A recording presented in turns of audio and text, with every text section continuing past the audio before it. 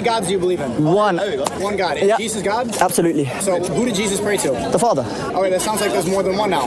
Well, there's more, God pray to himself? because there's more than one hypostases in the Godhead. There's not more than one God, because God in this case refers to the nature, the divine nature, as mentioned in 2 Peter 1:4, the divine physis in Greek. So we understand there's one nature. That's what we refer to when we say one God. These persons have the nature. God is one in nature, tri in hypostases. But the hypostases aren't separate beings, because being is once again proper to the nature. So there's one being in three persons. What's that word you're using? Hypostasis. What's the definition of that? Person, individual subsistence and a rational nature. They're separate or they're together? Distinct, not separate. What's the difference between distinct and separate? Well, separable means they can be taken apart. We're not saying they can be taken apart. Semantics. It's not semantics, it's metaphysically different. Separation implies like this, I can separate this from myself. But a distinction just implies that there is a difference between two things without being able to separate them. And they're different insofar as their identity as Father, Son, and Holy Spirit. They're not different insofar as their nature once again. Okay. Are you sure you believe in one? Absolutely. I believe in one God. Okay. So when you pray, do you pray to God or you pray to Jesus? Either or, it's the same thing. Either is that applies too.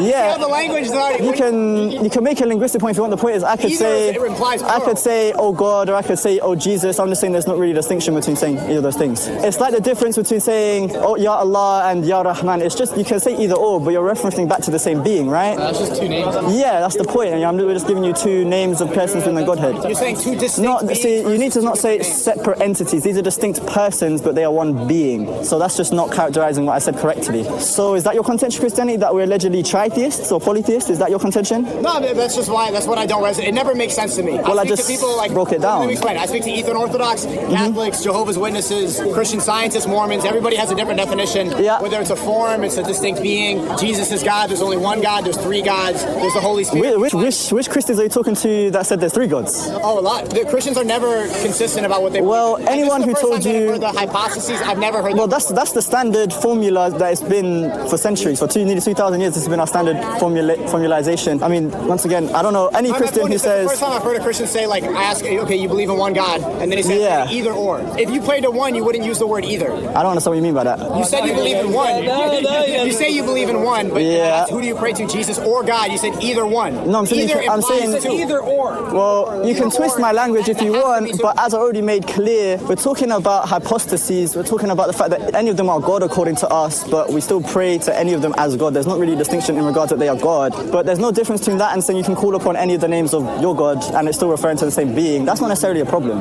Yeah, no, that sort of rhetoric is why I love Christianity and why Tawhid makes sense to me. But that's not rhetoric. I'm not calling it rhetoric. You said that sort of rhetoric. You're explaining it right now, it still doesn't make sense. That's called a personal incredulity fallacy. So appealing to your own lack of understanding of a thing does not entail a thing is not true. That's fallacious.